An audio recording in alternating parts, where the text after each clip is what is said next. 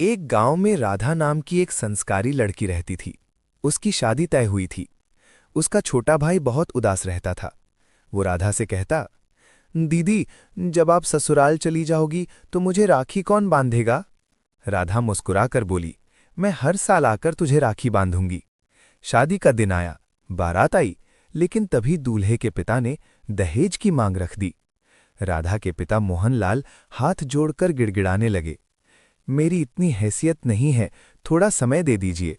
लेकिन बात नहीं बनी। ये देख राधा खुद आगे आई और बोली, मैं दहेज लोभियों के घर शादी नहीं करूंगी। बारात लौट गई। पूरे गांव में चर्चा होने लगी। मोहनलाल बहुत टूट गए। कुछ दिनों बाद एक परदेसी युवक गांव में आया। नाम था करण। उसकी नजर राधा पर पड़ी। दोनों के विचार मिले, बातें होने लगी और धीरे धीरे प्यार हो गया। एक दिन मोहनलाल ने दोनों को बात करते देख लिया। गुस्से में बोले, तूने मेरी इज्जत मिट्टी में मिला दी। तभी करण आगे आया और बोला, बाबूजी, मैं राधा से बिना दहेज विवाह करूंगा। मोहनलाल की आंखों में आंसू आ गए। उन्होंने राधा की शादी करण से कर दी।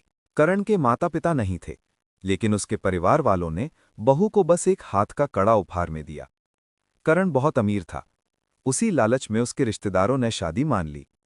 कुछ समय बाद करण काम के लिए परदेश चला गया और राधा को मायके छोड़ गया। फिर उसने चिट्ठी लिखी, ससुर जी, मेरी राधा को भर पहुंचा दीजिए। मोहनलाल राधा को लेकर ससुराल पहुंचे, लेकिन वहां उनका स्वागत नहीं हुआ। ससुराल वालों ने ताने मारे और साफ कहा, दहेज दो वरना अपनी बेटी ले जाओ। मोहनलाल असहाय खड़े रहे। गरीबी और मजबूरी ने उन्हें तोड़ दिया। भारी मन से वे राधा को वहीं छोड़कर लौट आए। राधा दरवाजे पर खड़ी रोती रही। करण का परिवार दहेज की लालच में राधा को प्रताड़ित करने लगा। करण के रिश्तेदार भी उस पर बुरी नजर रखते थे, पर राधा ने उनका विरोध किया। इसी बात पर उसे बहुत मारा पीटा गया और एक कमरे में बंद कर दिया गया। 3 दिन तक उसे खाना पानी तक नहीं दिया गया। एक दिन घर के फर्श पर तेल गिरा दिया गया। राधा फिसलकर गिर पड़ी और उसके पैर में फ्रैक्चर हो गया। फिर भी उसका इलाज नहीं करवाया गया। वो एक पैर से लंगड़ाने लगी।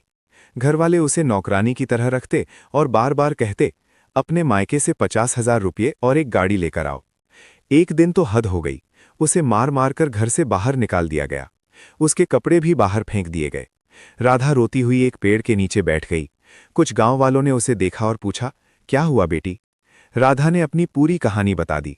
गांव वाले उसे लेकर उसके ससुराल गए और परिवार वालों को समझाया, लेकिन उन्होंने अपनी आदत नहीं बदली।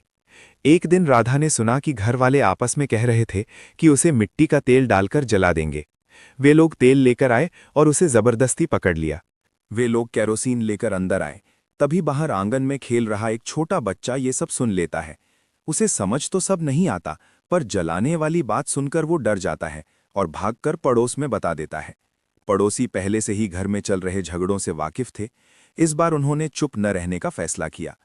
कुछ ही देर में कई गांव वाले इकट्ठा हो गए। दरवाजा खटखटाया गया।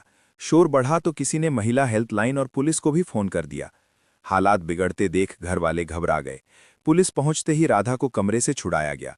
वो कमजोर थी, डरी हुई थी, पर जिंदा थी और इस बार अकेली नहीं थी।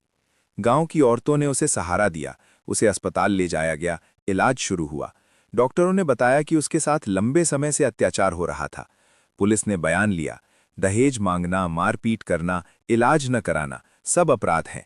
कानून उसके साथ था। पहली बार करण जब परदेश से लौटा और उसे सच्चाई पता चली तो उसे भी कानूनी कार्रवाई का सामना करना पड़ा, क्योंकि चुप रहना भी गलत का साथ देना होता है। उसके परिवार पर केस दर्ज हुआ।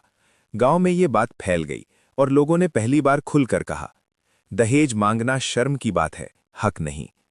राधा अपने मायके नहीं लौटी बोझ बनकर, बल्कि इज्जत के साथ। एक एनजीओ ने उसकी मदद की। उसने सिलाई सीख ली। धीरे धीरे वो खुद कमाने लगी। उसकी लंगड़ाहट उसकी पहचान नहीं बनी, उसकी हिम्मत बनी। कुछ साल बाद वही राधा गांव की लड़कियों को समझाती थी, शादी से बड़ा तुम्हारा सम्मान है। जहां दहेज मांगे वहां रिश्ता नहीं, खतरा होता है। संदेश, दहेज सिर्फ एक रिवाज नहीं, ये अत्याचार की जड़ है।